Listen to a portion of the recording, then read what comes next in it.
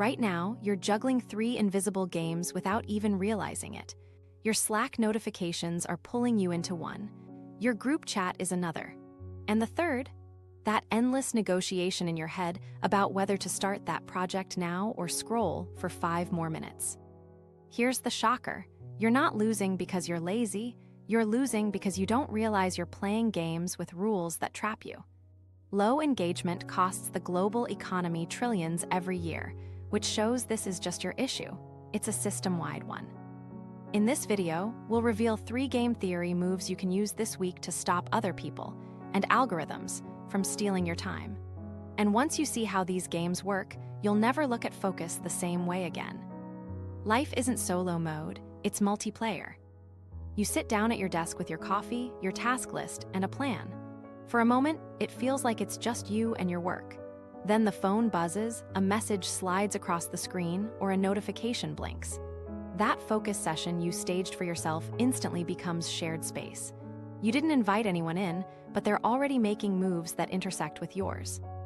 This is the first truth about productivity. It's never truly solo. Every vibration comes from someone else's choice. Every message dropped into your inbox hours earlier pulls you back in at the exact wrong second. Even the workspace that feels personal is more like a common board where dozens of other players leave pieces behind, each one expecting you to react. It's natural to think of lost focus as a personal failure, but that frame is incomplete. Imagine judging traffic jams as proof that every individual driver lacks discipline. That wouldn't make sense, because congestion is about collective patterns, not laziness. Productivity follows the same logic. Your attention collides with teammates, managers, friends, and even with engineers you'll never meet designing tools that compete for your time. The challenge is that most people don't recognize this multiplayer structure. They assume every slip comes from personal weakness and try to willpower their way through. But what's happening isn't simply self-control slipping. It's a constant overlap of shared triggers. That Slack ping multiplies into threads of reactive replies. That one late-night message loops into an entire chain of expectation the next morning. You're not failing alone. You're reacting inside a structure designed with many players moving at once. And the system shaping those moves isn't just human. Platforms track hundreds of signals to shape what you see. Algorithms collect hundreds of data points per user, often in their very first sessions, and they adapt at stunning speeds. For instance, researchers show feeds can update priorities after a pause of only 2 seconds. These systems aren't neutral. They embed your behavior into a network where millions of other users are training the same machine, and the results flow back into your own daily choices. That may sound overwhelming, but it's not about losing control. It's about changing perspective. If life is multiplayer, the goal isn't blaming yourself harder. It's learning how to play strategically inside the shared map. Less blame, more strategy. When you answer a message mid-task, you're not just reacting, you're reinforcing a loop of expectation. When you mute a notification, you're not being rude, you're blocking a ripple that might waste hours across the group. Seeing these interactions as linked choices makes every move more deliberate. Think about your last attempt to stay focused. Even if no one sat down beside you, the manager waiting for an update, the colleague marking a file urgent, or the friend nudging you into an afternoon chat was still present in the room through their influence. Every second of decision-making, respond now or later, ignore or open, is already multiplayer time. This shift in framing changes everything. Once you see productivity as a shared game, you stop criticizing yourself for every lapse. Instead, the workday becomes a board with rules and strategies. You wouldn't play a game blindfolded, but most people approach daily work that way, assuming silence, then stumbling into interruption after interruption. Recognizing the multiplayer structure doesn't solve everything, but it turns chaotic distraction into a pattern you can anticipate and adjust to. That means choices start to carry new weight. A quick one-line reply isn't neutral. It ripples across coworkers' calendars. Choosing not to check an alert isn't negligence. It's a protective move that redirects attention. When you see the board clearly, even small pivots shift dynamics in ways that ripple back with more time and space later. And it goes beyond the office. That casual late text to a friend might seem harmless, but it pulls them into an immediate cycle of attention that reshapes their night. That third suggested video isn't random. It's an outcome of thousands of other people's pauses and clicks feeding into the same recommendation stream. Individual focus falters not because we're weak, but because overlapping networks keep inserting competing signals. Some people hear this and feel powerless. But you don't need to control every piece on the board, you only need to see the game for what it is. Once you know you're part of a shared mesh of actions, you can start aligning to it with purpose. That shift doesn't require perfection, it just reframes every decision from guilt into strategy. The reward is practical clarity. Treating productivity as multiplayer turns interruptions into puzzles instead of moral failings. Muting a channel becomes a tactical adjustment. Batching responses becomes a conscious reshaping of the board. Even a deliberate pause before acting changes the rhythm for others, and that pattern accumulates into hours saved, not just for you, but across your network. Life multiplies efficiency when players adjust the rules. The comfort is that you're not locked in a duel against the clock.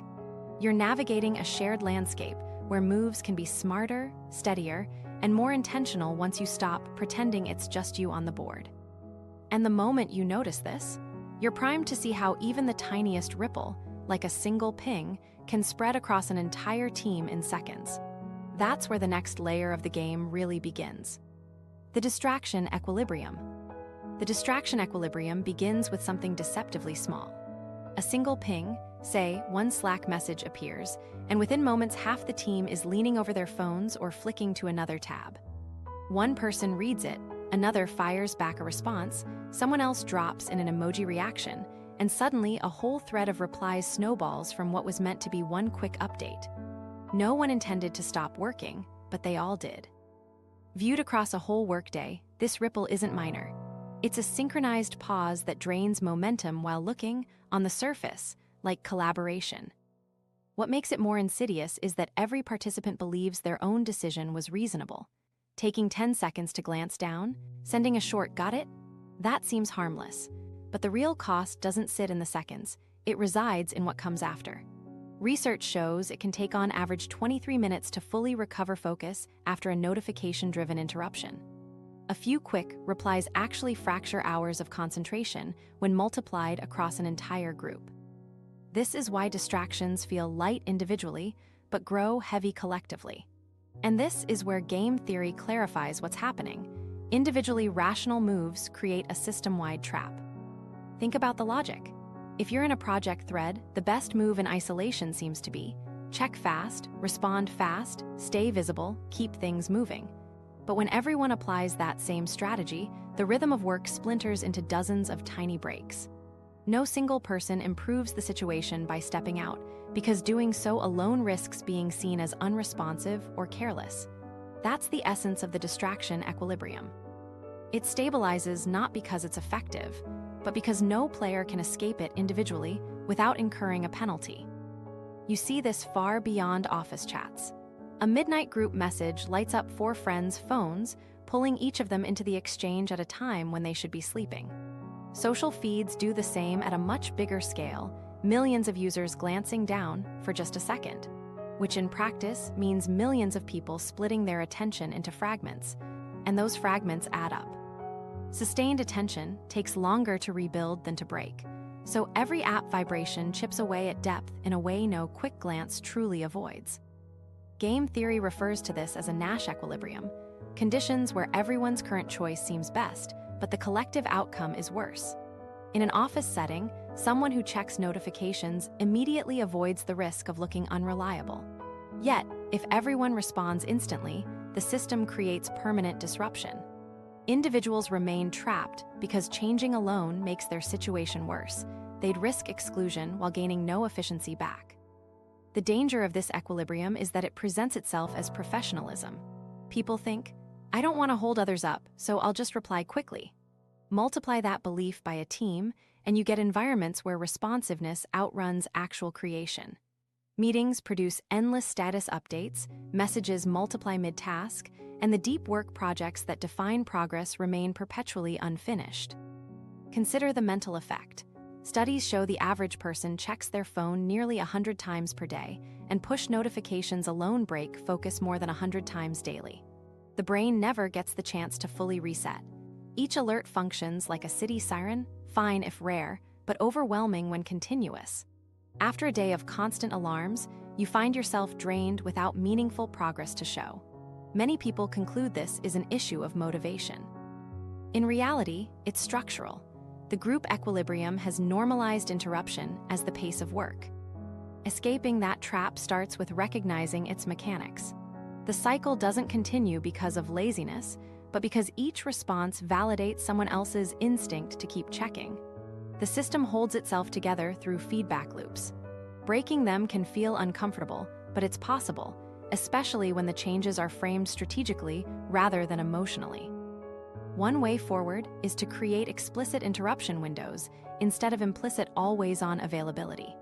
A team that acknowledges async rules, agreeing to reply same day rather than within minutes, introduces a new shared equilibrium that's actually more stable.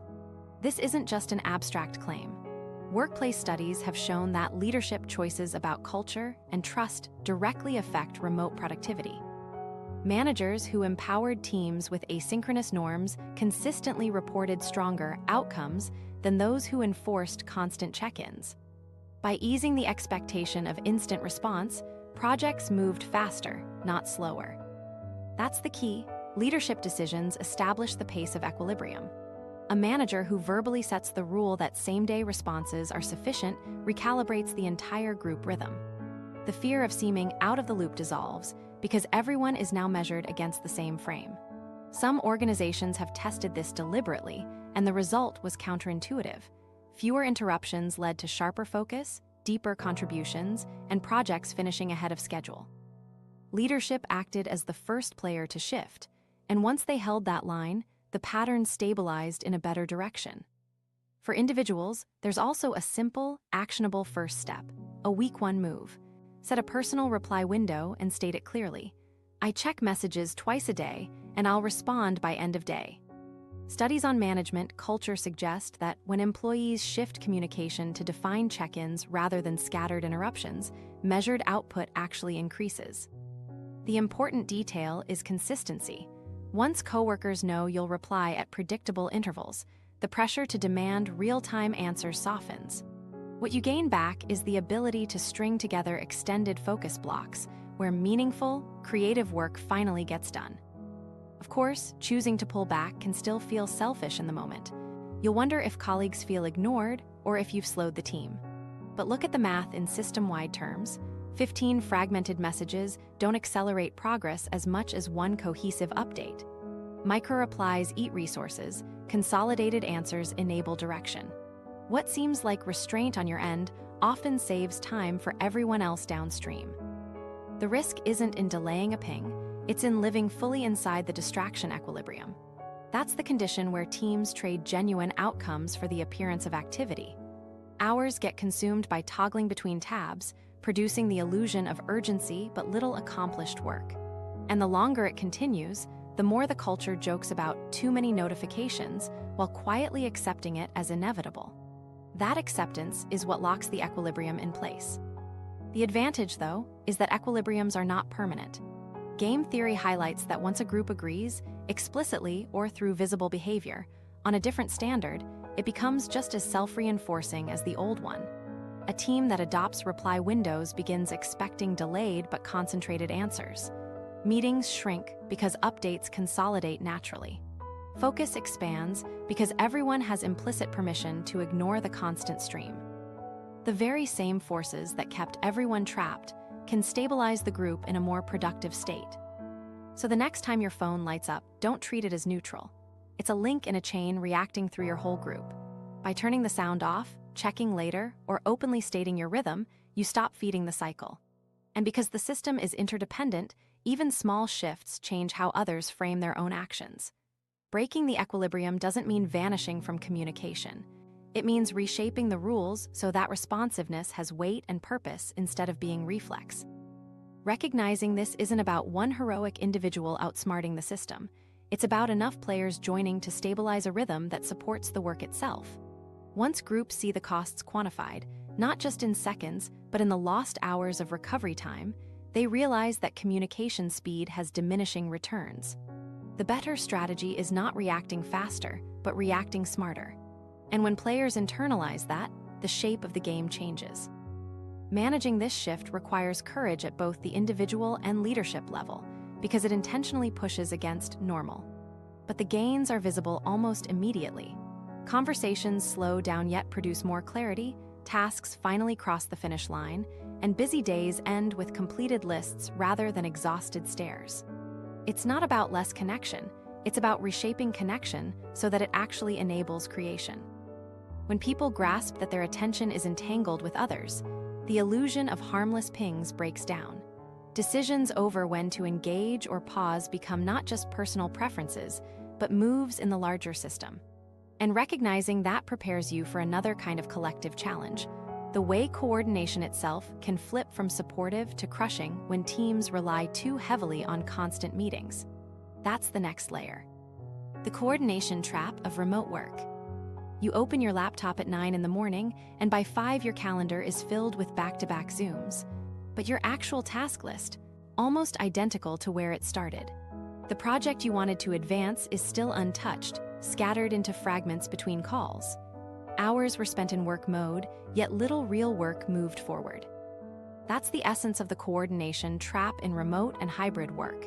It feels productive because everyone is aligning, checking in, syncing schedules, confirming responsibilities. But alignment has become its own endless loop. Each meeting spawns another, fueled by the fear of missing something if you don't attend. The logistics of working together end up consuming the energy meant for the work itself. Hybrid work has made this cycle far more common. Managers, aiming for fairness, default to meetings as the shared ground where in-office and remote participants can interact. But here's the concrete evidence. About 40% of office interactions now include remote participants. A conversation that once happened casually by a desk morphs into a structured 30-minute call involving multiple screens. Small updates balloon into major scheduling commitments, multiplying interruptions across the week.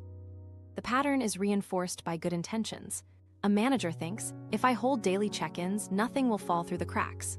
A team member thinks, if I attend every call, I won't get sidelined. A project lead thinks, if I invite the entire group, decisions will seem more legitimate. None of these choices are irrational on their own, but taken together, they create a paradox. The very mechanisms meant to ensure alignment drain away the capacity to actually execute. Companies are aware of the problem, and many have started adapting. Training for hybrid meetings has scaled up. Nearly half of employees reported they received such training by 2024. Leaders know there's inefficiency, but the sheer momentum of coordination has made it difficult to escape the default of one more call. That's why the transformation isn't just about awareness, it's about changing the operating rules. The numbers around remote productivity show why those rules matter. Remote workers often avoid office distractions like chatter or long commutes, but studies also reveal they report themselves as far less productive than in-office counterparts when working full-time from home. The culprit here isn't a lack of motivation. It's the gravity of overloaded calendars. Constant scheduling forces fragmented work and undermines focus. Progress slows because everyone spends more time talking about tasks than completing them. The trap also hides itself behind activity. A packed calendar, half a dozen calls, hours spent online. On the surface, it all suggests engagement. But the busyness creates an illusion of forward motion while unfinished tasks accumulate in the background. What's worse, once this pattern is normalized, people dismiss it as inevitable. That's just hybrid work. But traps persist only if people assume they can't be redesigned. One alternative is surprisingly simple. Shift to an async-first rule of engagement. Instead of defaulting to calls, use asynchronous updates as the baseline. Imagine Monday mornings where updates arrive in a shared document or short recorded video instead of a 1-hour meeting. Approvals happen in that same document within a set timeframe. Only unresolved debates or critical decisions escalate into a live call. This doesn't just clear calendars. It reshapes the rhythm of a week so actual work fills the space where meetings used to sit. Classical game theory explains why upfront rules like this matter more than individual discipline. If the rule is constant meetings, your day fills accordingly, no matter how much self-control you intend to exercise. If the rule establishes authority, who makes which decisions when feedback closes, how updates are logged, then the need to coordinate endlessly disappears. The structure creates stability. And the need for such rules is even clearer when you look across regions.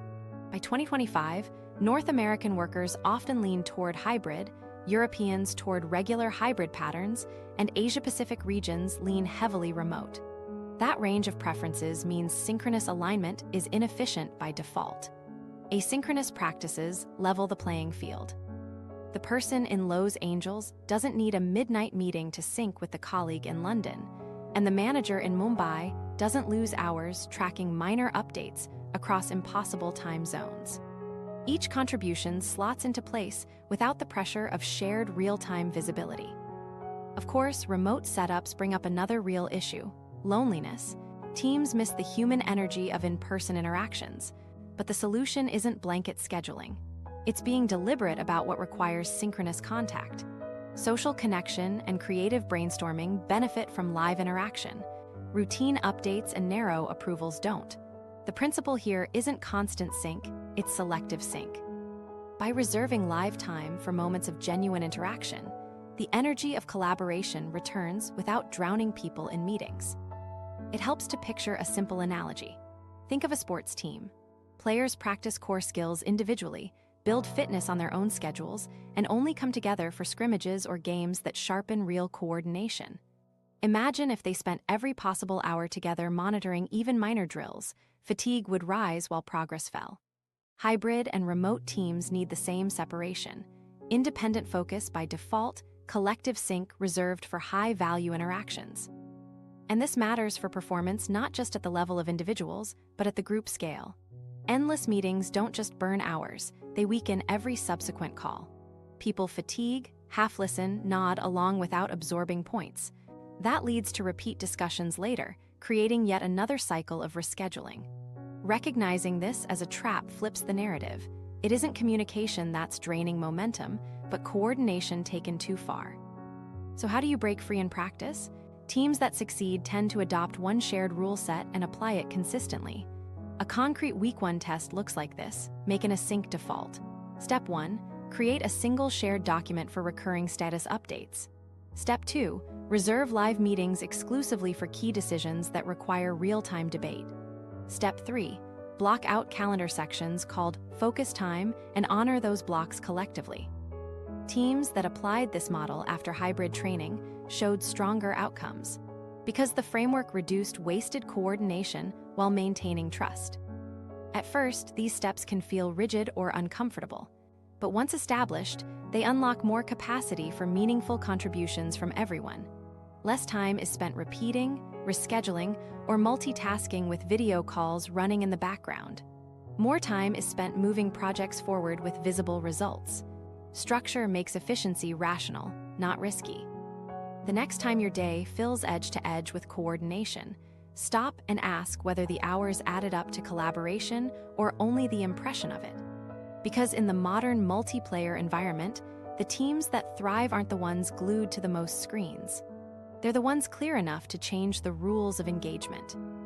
And once you see how rules shape outcomes at the group level, it becomes easier to recognize how a similar pattern applies in your own decisions, even in the small, everyday moments that feel purely personal.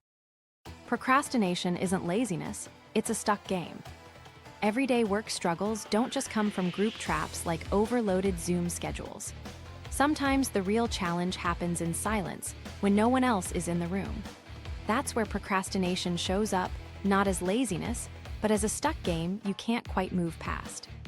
You know, the standoff, hovering between opening the file and scrolling again, deciding whether to get up or hit snooze, promising the work will start in a minute, then watching the minutes multiply.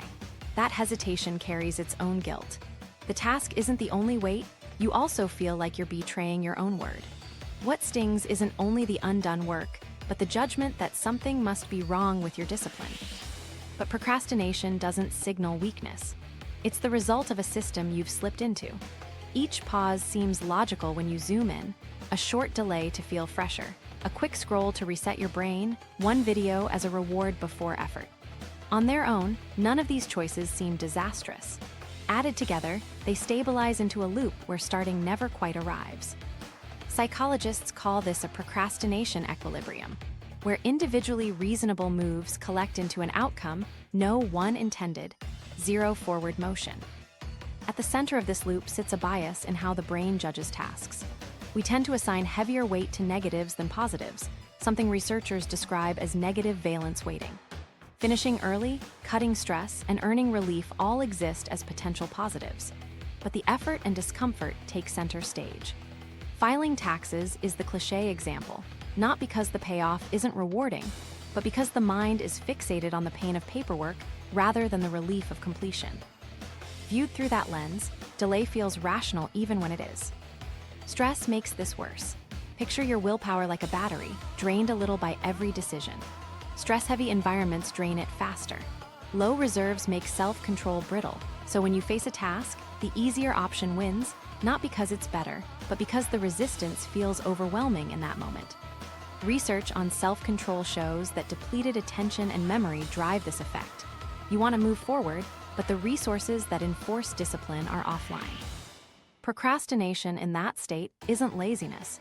It's exhaustion negotiating against effort. Digital habits compound the trap. Mindless swiping through short-form content conditions brains for bursts of novelty instead of sustained focus. When attention is trained in fragments, even small tasks feel heavier. Studies show that heavy short-form media use is associated with measurable challenges in working memory and a drop in sustained focus. One study found a reduction of roughly 27% in attention during tasks after repeated short video exposure. That means the next spreadsheet, or even organizing a folder, looks like a mountain because the brain has recalibrated away from maintaining effort. Delay again feels like the logical option.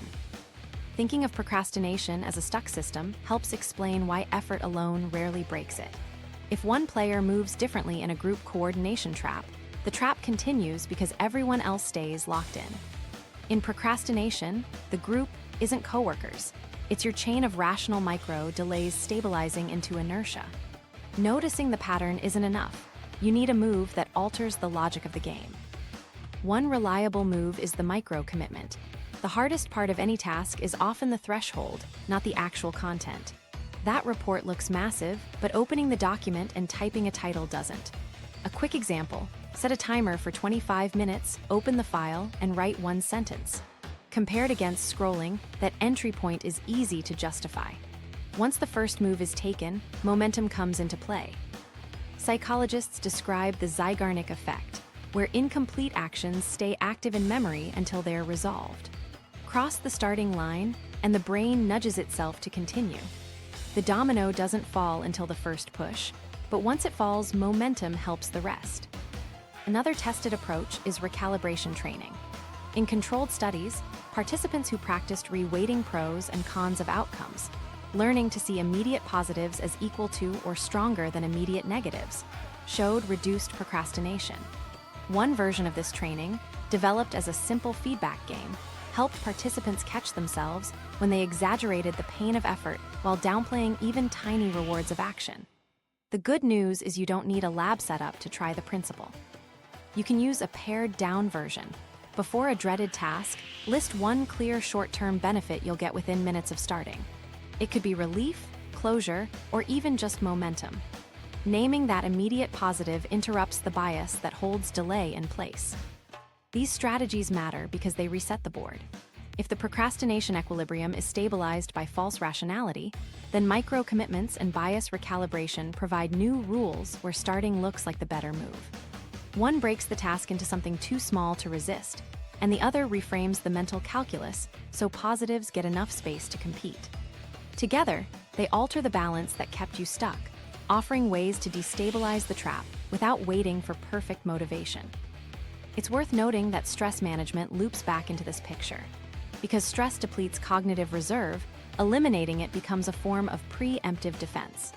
Sleep, physical activity, and small recovery rituals don't spark action by themselves, but they raise the baseline willpower battery that makes micro-commitments easier to deploy. Managing stress doesn't just protect health, It creates the conditions where simple strategies actually have the power to work.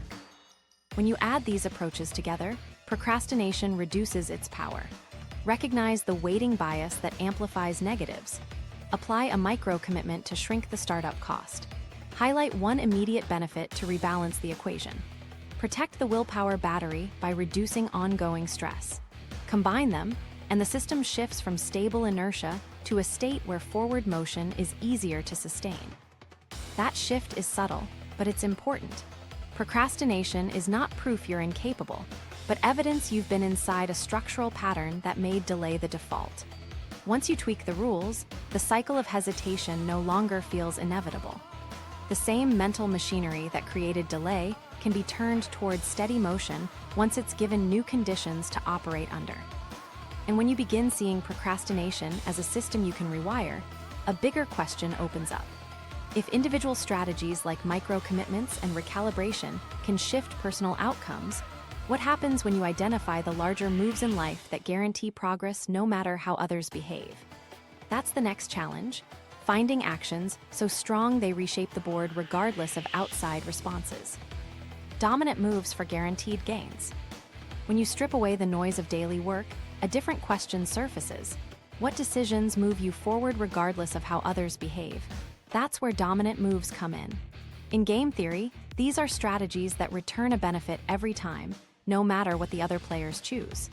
They aren't flashy tricks. They're consistent actions that shift outcomes in your favor and lighten the need to constantly adjust to others. Think of them as the reliable power, plays that replace reactive scrambling with steady progress. Many people default to reactive thinking. An urgent email, a delayed approval, or a teammate falling behind quickly knock your day off its path. You spend hours adjusting instead of advancing. Dominant strategies cut through that cycle.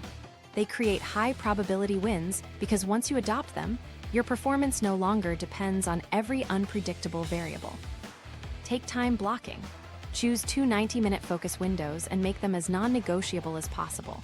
Even in chaotic environments where colleagues respond at random, you still carve out deep work. The benefit is measurable, more meaningful progress in fewer hours. If you test this once in the coming week, pick Tuesday and Thursday, 10:00 to 11:30. Watch how much real output accumulates while others scatter across interruptions. It's simple, but the predictability makes it powerful. Delivering work earlier than expected is another move. Projects shift, delays pile up, but if you finish even a day ahead, you separate yourself instantly. Reliability attracts attention. Others begin planning around your consistency. The result is influence without negotiation. You become known as the person who removes risk. Try it once this week. Complete one deliverable before the official deadline and notice how your colleagues adjust next steps faster because you anchored certainty. Some dominant strategies extend beyond scheduling. Kindness, for example, is not just moral, it's strategically durable. Research in repeated interactions shows that trust compounds like interest. Each genuine gesture of generosity builds social capital. Even when it isn't immediately matched, the long-term effect is a reputation that draws people toward you. Across careers, those reputations translate into opportunities, recommendations, referrals, and invitations that others may never see. Honesty works the same way. Fabricated versions of events feel easy in the moment, but they create mental drag, needing to remember what was said, to whom, and in what variation. That constant maintenance burns energy. Honesty clears that clutter. People know where you stand, and the consistency builds credibility you don't have to defend. Over time, it reduces stress while establishing a reputation for dependability. Adding more value than you capture is another overlooked dominant play. At first, it may feel like you're giving too much, but long-term players, those who consistently deliver more than they extract, become irreplaceable. In a team crisis, people protect the contributors who clearly fuel progress. You're seen as an asset, not a cost. That loyalty compounds, while short-term extractive behavior quickly collapses once others catch on. The move protects your relevance regardless of industry shifts or individual politics. Clear prioritization might sound basic, but it's universal. On any given day, multiple urgent requests compete for your attention. Choosing to consistently attack the task with the largest impact delivers disproportionate returns. Paired with backward induction, starting with the end goal and breaking each step backward, you align effort with outcomes. It prevents wasted energy on low-value tasks and anchors progress even if teammates work in disorganized ways. If you want a fast test, pick one goal this week, define the final state clearly, and outline 3 steps in reverse. Each task after that ties directly toward a finish line, reducing drift. Reliability is another underestimated move. Colleagues who deliver good work sometimes fade from view, but those who stay consistent, again and again, accumulate trust. They're chosen for larger projects not because their talent is unique, but because reliability lowers risk. It's a signal that cuts through workplace unpredictability. Your consistency reshapes how others assign responsibility, giving you more opportunities over time. Notice how these strategies free you from speculation. Instead of asking, "Should I wait for my coworker to finish?" or "Will the client respond soon?" you default to actions that push momentum forward. Time block your focus regardless. Deliver early regardless. Communicate clearly regardless. The moves work in noisy systems because they aren't conditional. They collapse uncertainty into productive action.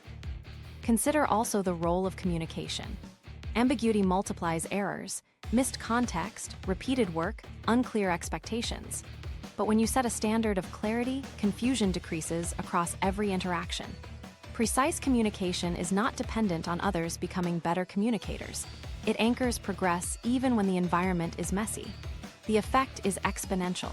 One clear message prevents days of unclear back and forth. The bigger advantage of dominant moves is that they strip away decision fatigue. If you have to decide from scratch how to act in each new scenario, your mental bandwidth burns out quickly. But when certain strategies always hold, you no longer debate them. Kindness always works. Honesty always saves energy. Prioritization always beats diffusion. That instinctual clarity leaves capacity for creativity and problem solving instead of spinning on the basics.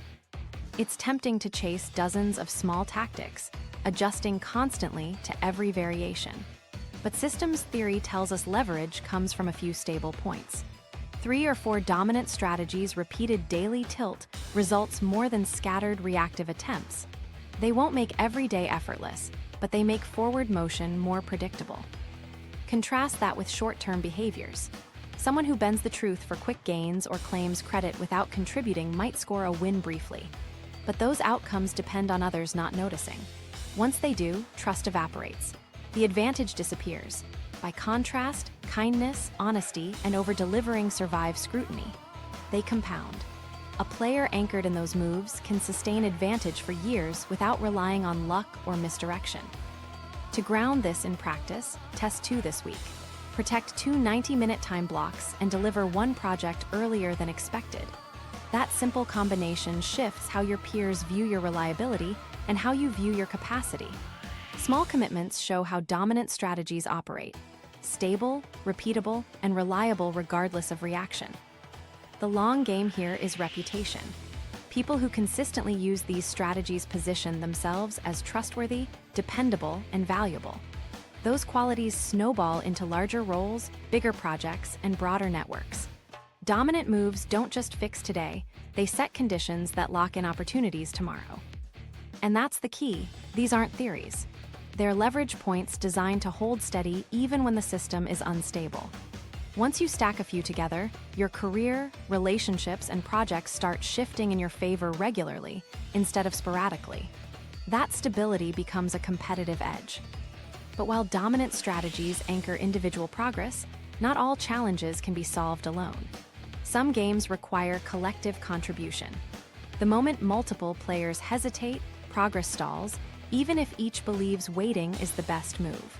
And it's in those shared standoffs that another classic game theory dilemma shows up: the prisoner's dilemma of teamwork.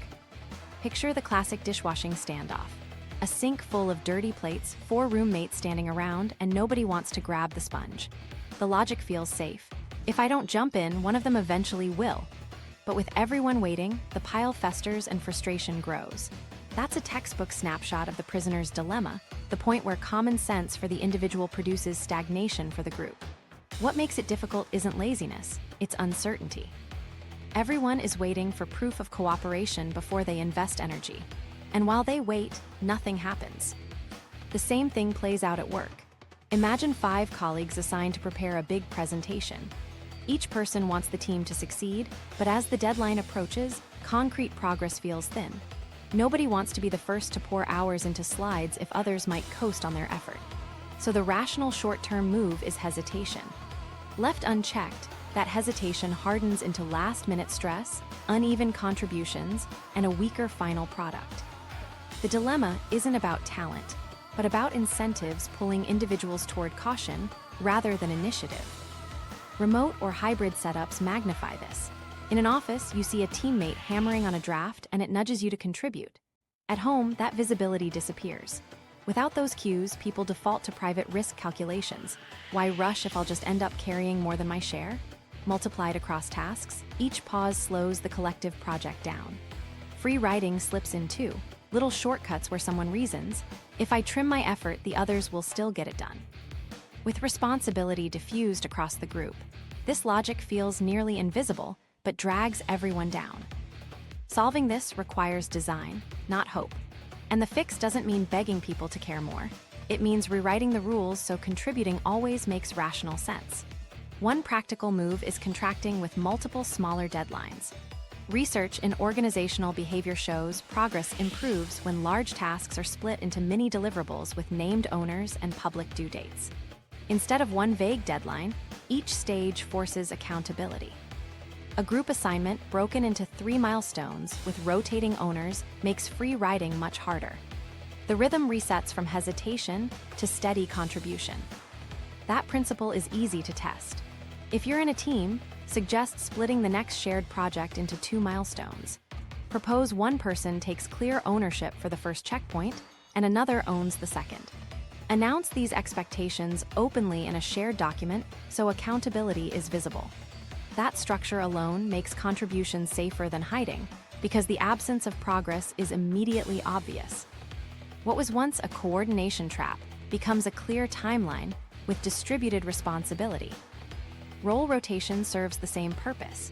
If repetitive tasks, like taking notes, summarizing action items, or leading calls, fall to the same volunteer every time, others unconsciously relax their responsibility.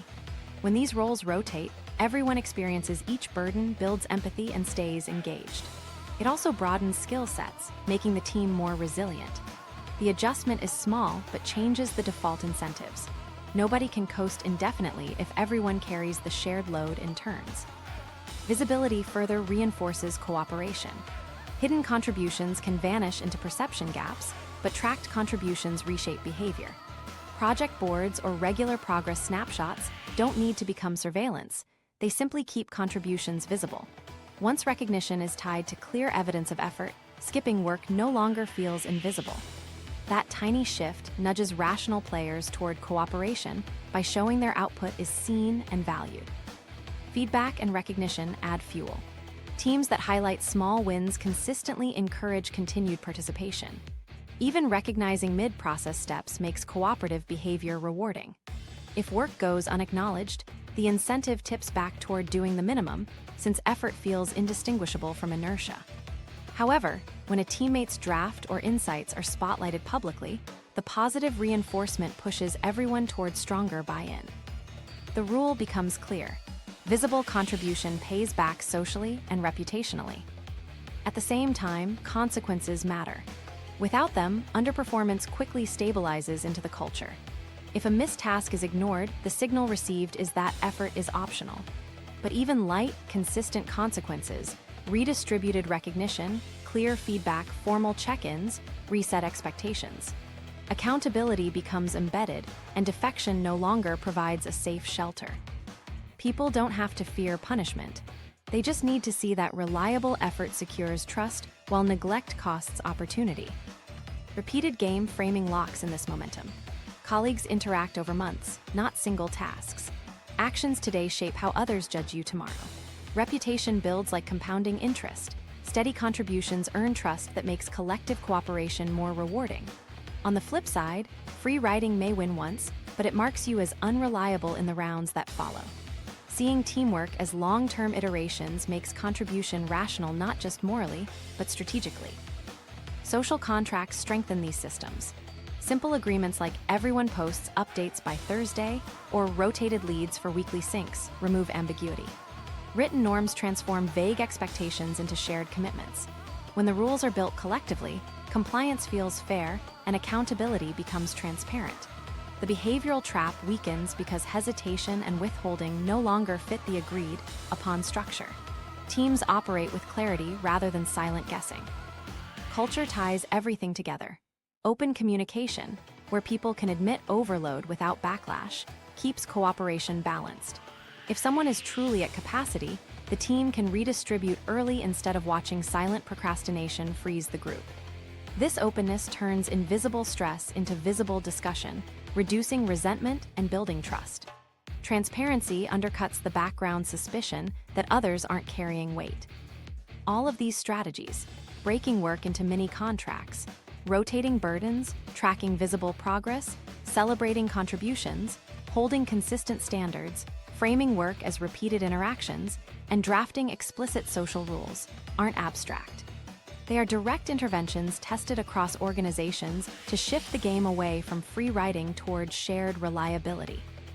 They don't erase the prisoner's dilemma, but they reshape the rules so that cooperation becomes not just idealistic, but logical. A micro-test cements the concept. This week, if you're on a group task, propose a simple 2-milestone plan with rotating ownership. Document updates in a shared space where everyone can see who delivered what. Keep it transparent, keep it bounded, and watch how momentum shifts once each person is tethered to a visible action point. It's not complex, but it short-circuits the freeze that comes from uncertainty. Think back to the dishwashing example. When roommates agree to rotate daily, the sink clears not because people suddenly became selfless, but because the system nudged cooperation into being the rational choice. Teams at work can work the same way. Once structure cuts through hesitation, shared goals stop lagging and forward progress feels natural. And here's the subtle connection. Once you understand how group traps hijack contribution, you start recognizing how similar traps hijack your personal attention. Because just as teams can lose hours in collective hesitation, individuals can lose hours when platforms pull them into their own hidden games. And that shift in focus has its own cost. Attention as the new currency. Open your phone and scroll for a moment. TikTok offers a clip that runs seconds, Instagram flashes a reel, and YouTube cues the next video automatically. Each platform is competing for tiny scraps of your focus, measured in seconds, not hours. But those seconds don't stay small. They add up into hours, then weeks, that slip by unnoticed. In 2025, users spend about 34 hours each month on TikTok and another 29 on YouTube. That's not background activity. That's the equivalent of handing over entire work weeks of time to algorithms. And at the core, what's really at stake is not minutes or videos, it's your attention. Attention is the new currency. What makes this competition unique is how precise it has become. Recommendations are no longer broad guesses. Platforms gather data faster and more accurately than most people realize. Within an hour of using TikTok, more than 300 data points about your behavior can be captured. Instagram recalibrates every time you hover for just 2 seconds. Facebook's engine ranks posts based on reactions in the first 3 seconds. You may assume you are browsing freely, but in fact, a system is monitoring, predicting, and shaping your actions before you've even made a decision. That imbalance is information asymmetry. The algorithm knows more about you than you know about it, and it uses that to guide the outcome. Attention itself has also become shorter. Back in 2022, the average human attention span measured a little over 9 seconds. By 2025, it has dropped to roughly 8.25 seconds, shorter than a goldfish in experimental settings. Generational differences deepen the divide. Gen Z averages only about 6.5 seconds of digital focus before disengaging, while preteens report attention spans as low as 4.2 seconds on platforms like TikTok or Snapchat. Think about what that means for studying, work, or relationships. A brain trained for novelty every few seconds struggles when asked to slow down, reflect, or sustain a task. The difficulty isn't personal failure. It is the product of an environment that rewires what feels normal. The impact doesn't end on screens. daily use above 3 hours has been linked to nearly a 30% increase in reported difficulty sustaining attention off-screen.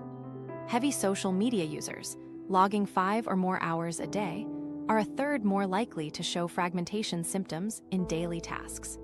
Neuroscience studies also show reductions in working memory efficiency of about 11% after extended exposure to rapid-fire feeds.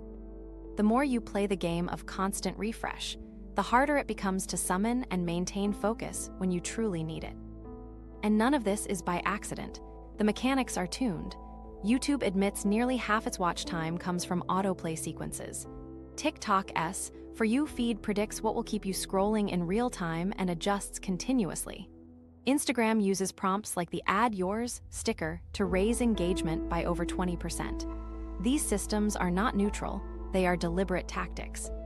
What you see as casual browsing is a structure designed to maximize minutes on the screen, with dopamine-based nudges triggering you to continue. Each design element is an investment by the platform in converting more of your attention into their revenue. Notifications push this even further. Studies estimate that people check their devices about 96 times per day. Each buzz feels small, but each interruption chips mental energy. Surveys show 63% of users check within a minute of receiving an alert, no matter the context. The recovery cost is steep. Attention restoration research suggests it takes on average 23 minutes to regain full concentration after a notification.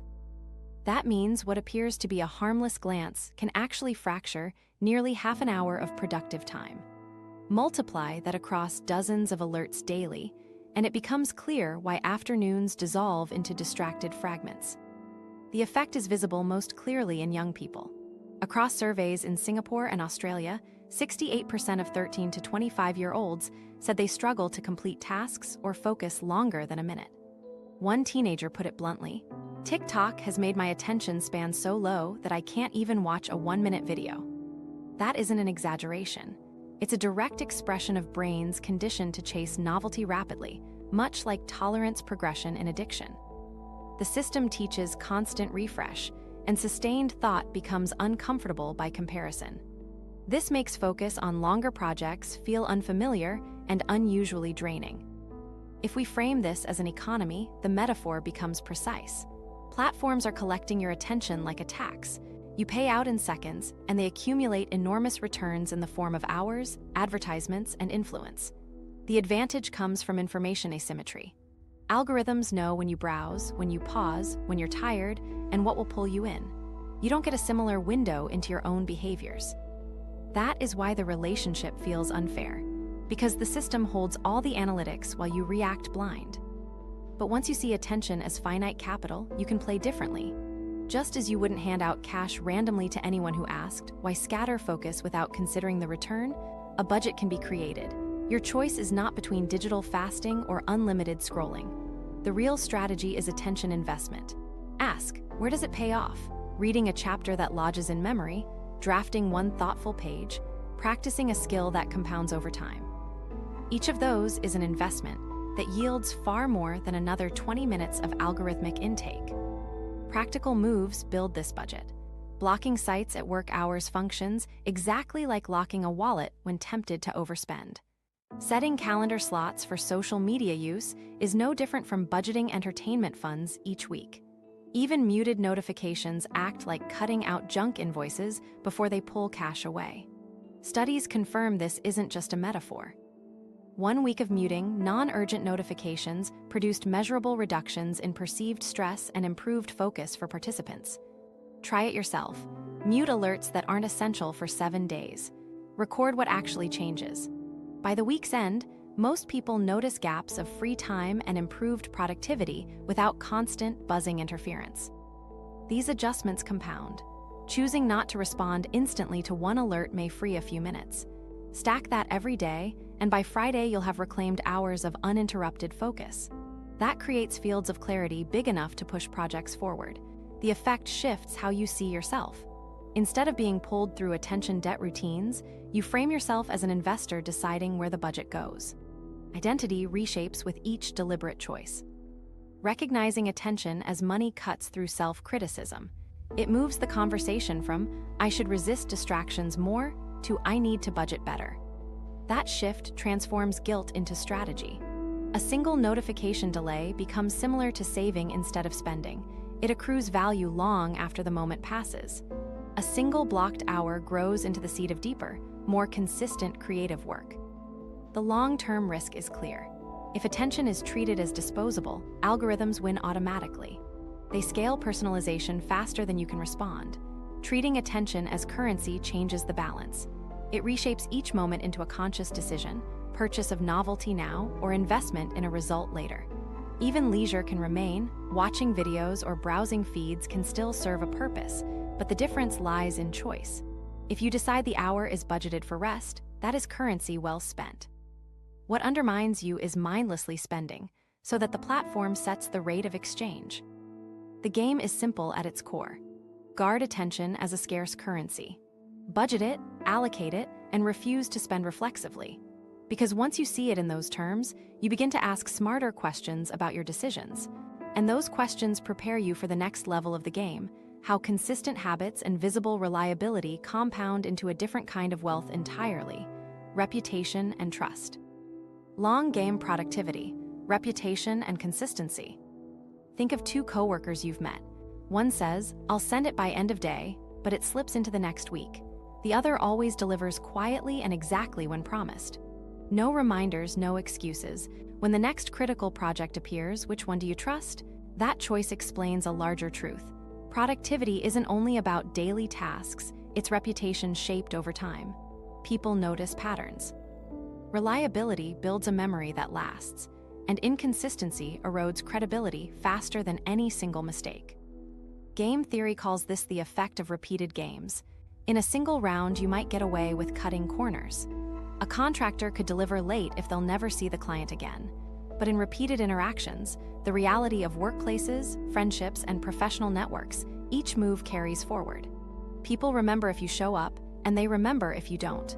With time, past behavior shapes expectations before new commitments even begin. In these repeated rounds, consistency becomes a dominant strategy, because other players adjust based on your history, not just your latest choice. That's why steady coworkers so often move ahead of more erratic but talented peers. Reliability lowers risk. Teams prefer the quiet contributor who delivers over the dazzling but uncertain one. Managers repeatedly give the most sensitive projects to the dependable person because trust is more valuable than promise. Over months, a reputation like this eliminates friction. Opportunities search for you rather than you chasing them, because risk-averse colleagues and leaders prioritize certainty. In the long game, people seek the least uncertainty, and reliability becomes the safest investment. Reputation grows like compound interest. Meeting deadlines consistently is like depositing small amounts again and again. Each deposit strengthens your account of trust. Missing commitments feels like withdrawals, and they resonate louder than the deposits, but steady follow-through accumulates quietly until it defines you. What began as single acts of discipline snowball into your professional brand. Colleagues may not recall details of each project years later, but they will absolutely remember if you are the person who keeps promises, or the one they hesitate to rely on. That's why predictability is so powerful. Charm fades, skills become outdated, but a consistent record reduces risk across every environment. A track record of a decade's reliability shields against unexpected shifts. Even when you face new tools or complex transitions, people forgive fumbling through because they know results will arrive. You're given time to learn because your history guarantees eventual follow-through. This is an edge talent alone can't replicate. Every interaction runs on two layers. The first is the immediate task, finishing a report, submitting a proposal, solving an issue. The second is the metagame, the story you build about yourself through each of these choices. Being the one who admits a mistake, working thoroughly rather than rushing, or keeping calm under pressure, all these become signals others take forward. In repeated games, it is often the metagame that matters most. A small personal cost, today, builds a reputation that pays off repeatedly in future interactions. The flip side exposes why short-term victories unravel. Cutting corners to finish fast, ignoring your share in a group project, or taking credit someone else earned might look like momentary wins. But once teammates notice, those gains collapse because trust is permanently reduced. Burned bridges close off entire lanes of opportunity. As game theory shows, in one-time rounds, selfish behavior can succeed. Across repeated interactions, it poisons the ongoing system. Rational long-term players lean on trust and cooperation because their payoff multiplies every round, while exploitation pays once and ends. This expands the way to view productivity. It's no longer about just completing tasks fast. It's about playing for credibility across all games, not just today's. Each time you meet a commitment, cooperate fairly, or keep communication clear, you gain advantages in the metagame. Others stop second-guessing you, which reduces their stress and cuts coordination costs. A reliable leader needs fewer check-ins or reminders, so the whole team becomes more efficient. Trust improves group productivity, not through force, but through lowering friction. Compare again to the erratic player. They can astonish in a sprint but stumble in consistency. Teams hesitate. Can they handle pressure again? Past unpredictability creates invisible penalties. The inconsistent player often cannot see the opportunities they've lost, but the network silently recalibrates trust away from them. By contrast, the steady contributor sees chances expand without even asking. This is systemic. A reputation isn't a single event. It becomes a filter on every future interaction. And the data backs this broad cost of poor consistency. Global surveys show just 23% of employees report genuine engagement, 62% are disengaged, and 15% are actively working against company goals. That disengagement translates into nearly $8.9 trillion in lost global GDP. In that context, visible reliability and consistent engagement aren't soft traits. They directly shape whether groups and economies move forward efficiently. Trust and follow through counteract disengagement and create measurable value at scale. This is what makes reputation strategic capital. Built correctly, it opens doors silently. Dependable players get referrals, assignments, and opportunities long before competitors who struggle to prove themselves every time. Even rivals sometimes prefer working with the reliable person because the risk everywhere else is higher. Reputation operates before you enter the room. It influences decisions beyond your awareness. And that is why the long game is so powerful. It plays out across networks and rounds you may never even witness. So how can you actually apply this now? One simple weekly rule works. Deliver one small promise early every week.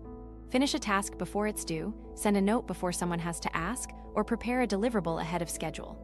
Each small act builds a signal of dependability. Over time, those early deliveries accumulate into a reputation for exceeding baseline expectations. For a young professional, this is compound trust bought with almost no extra cost. Colleagues begin to treat your name as shorthand for security. Over time, predictability protects your energy too.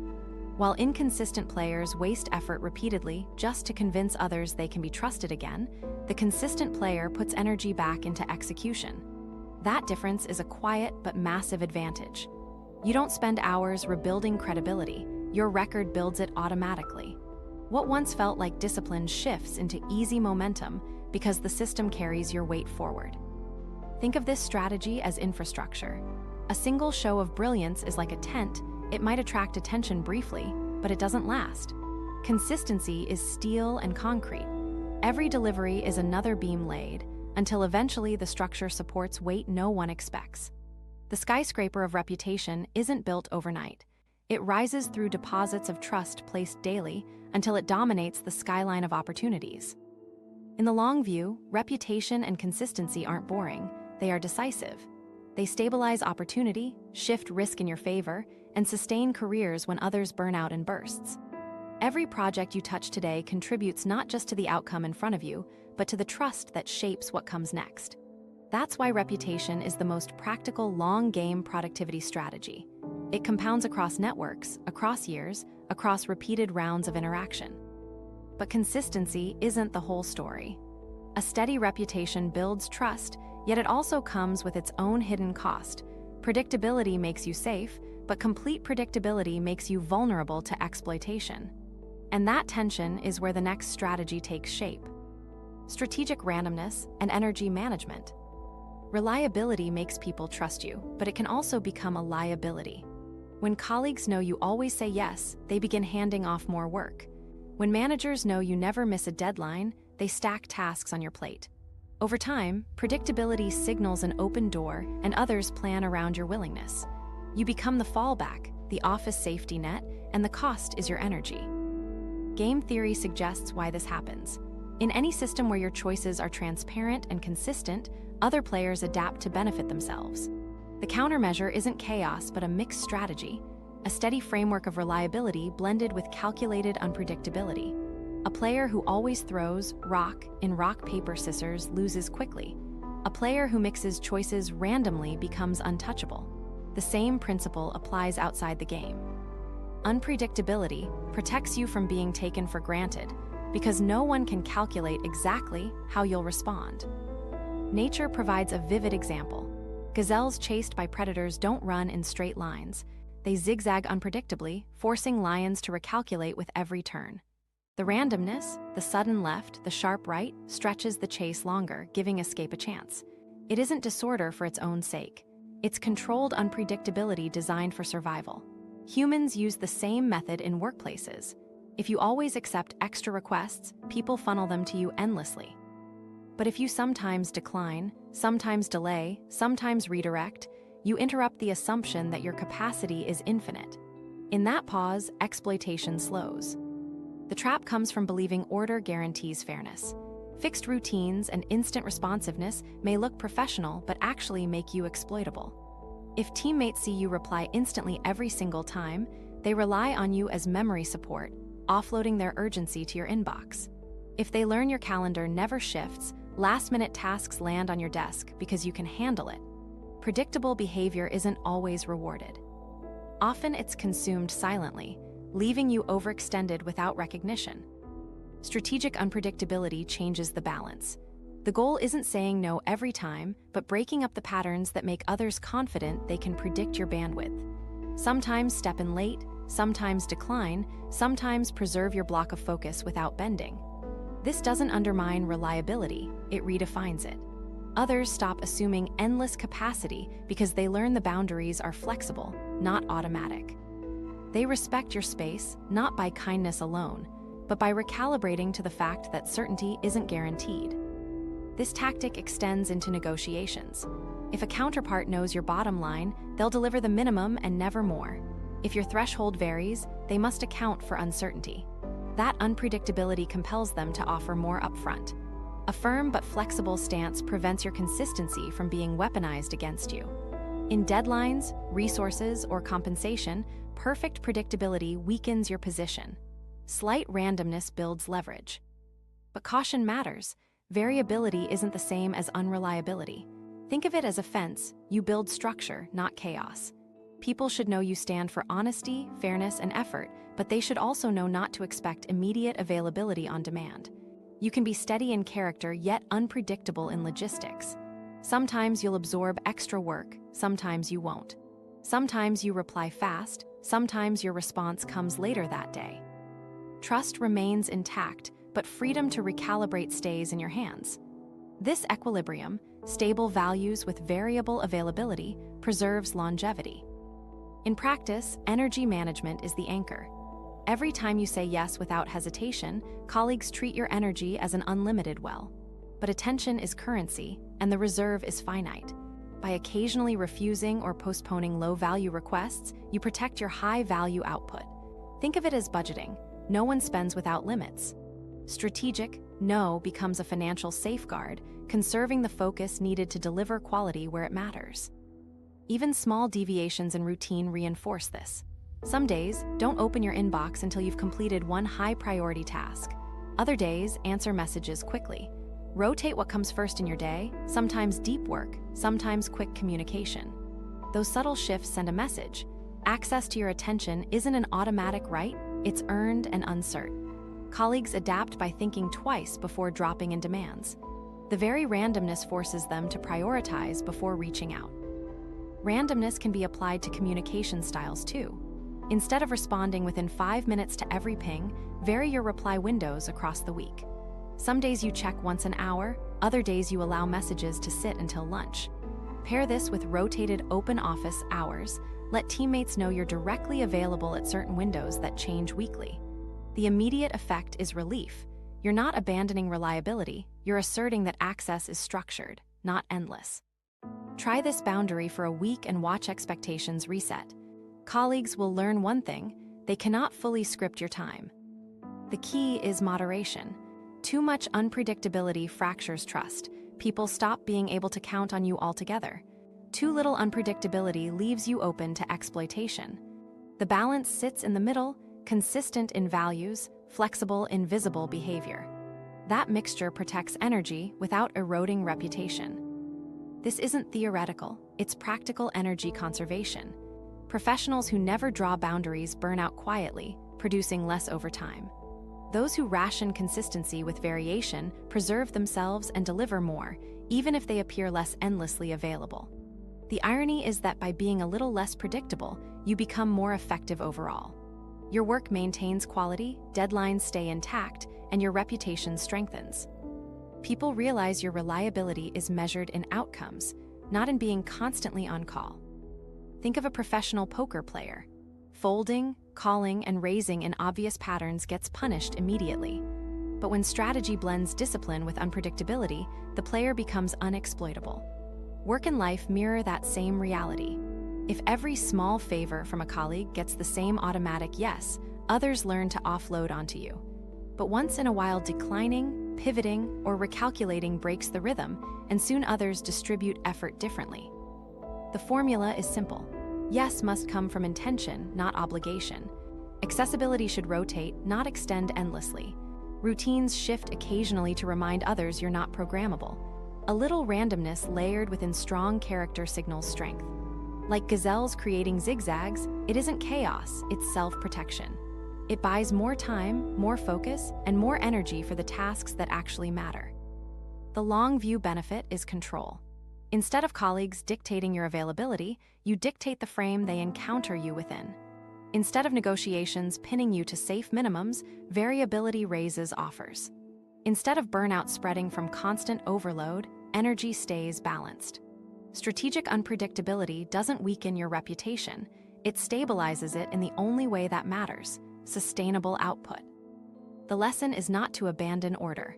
It's to pair order with variation so others can never assume full control over your time or energy. Too predictable, you're drained.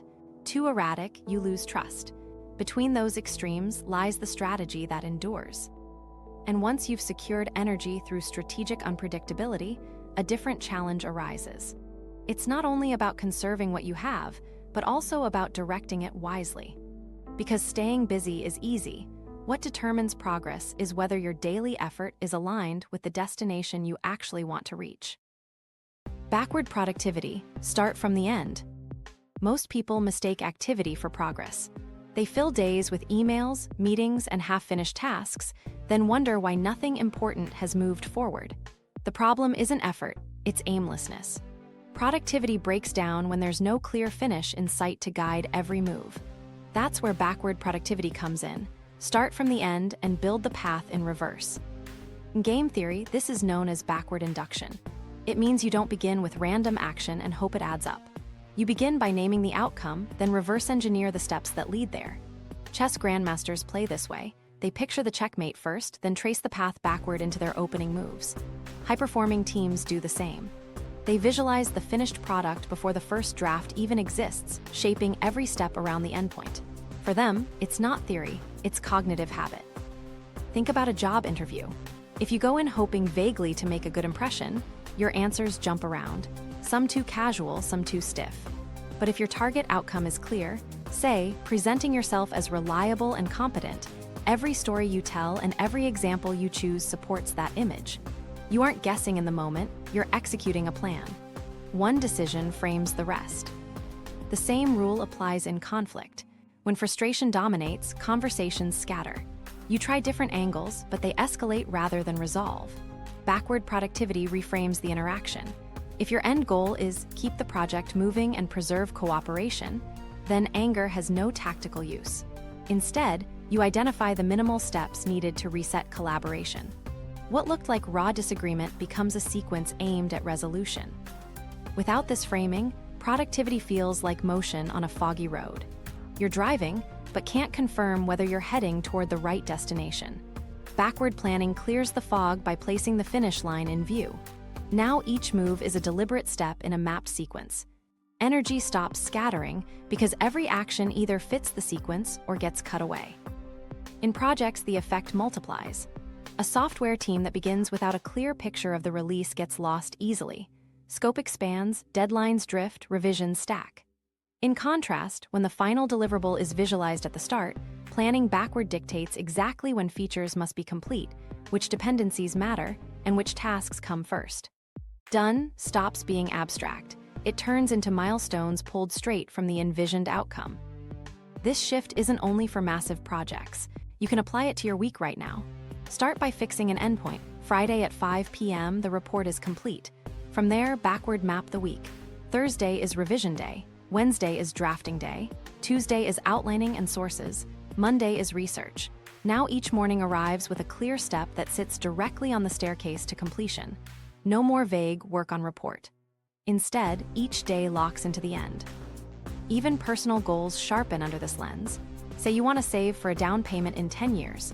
Instead of carrying a hazy wish, you define the target number, then map backward. What monthly savings rate hits it? What income adjustments support it? What spending cuts keep it realistic? Each small choice connects visibly to the long-term move.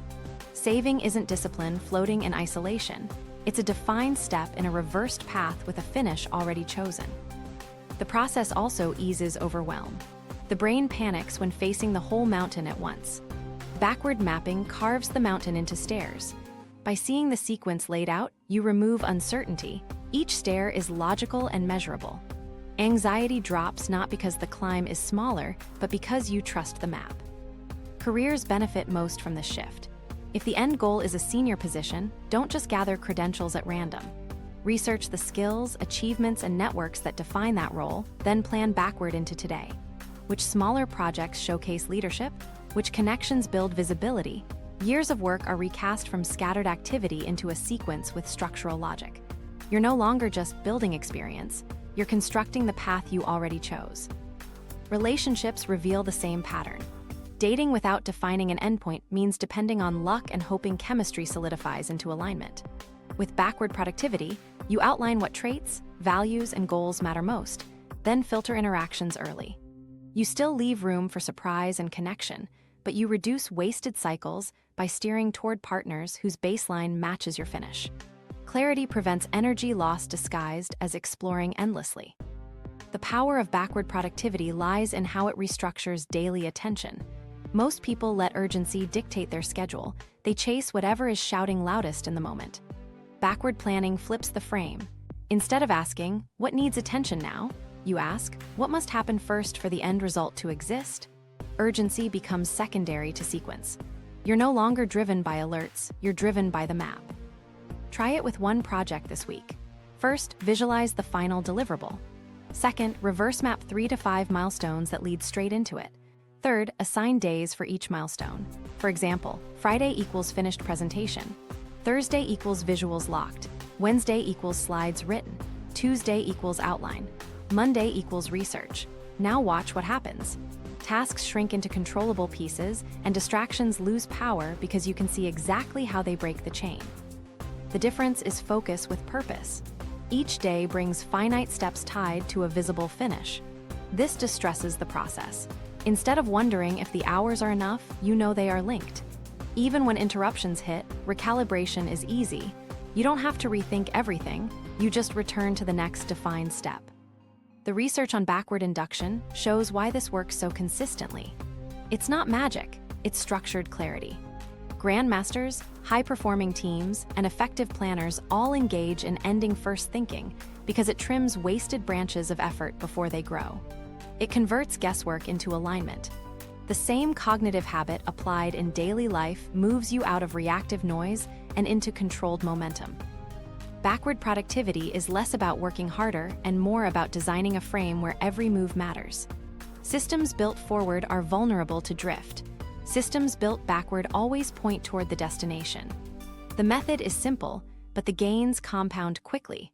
Fewer wasted motions, clearer schedules, and higher confidence in progress. Once you start framing your days this way, a deeper realization follows. Productivity has never been about raw effort. It's about recognizing the hidden games shaping how you work and choosing the ones that guide you toward better outcomes.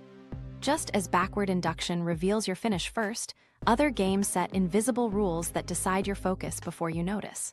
The real question is, which rules will you accept and which will you rewrite? Productivity isn't about grinding harder. It's about seeing that much of what feels like normal work is actually a set of hidden games shaping your focus. Distraction systems thrive when you play without noticing, but once you set your own rules, attention shifts from default to deliberate. Research suggests heavy short-form consumption is associated with about a 27% reduction in sustained attention on task-based activities. That's the cost of letting algorithms write the rules for you, instead of you writing them yourself. Try one rule this week, mute one channel, do a 25-minute deep block, or reverse engineer one task, and tell us which you tried in the comments. See the rules, choose which to play, and you'll get your time back.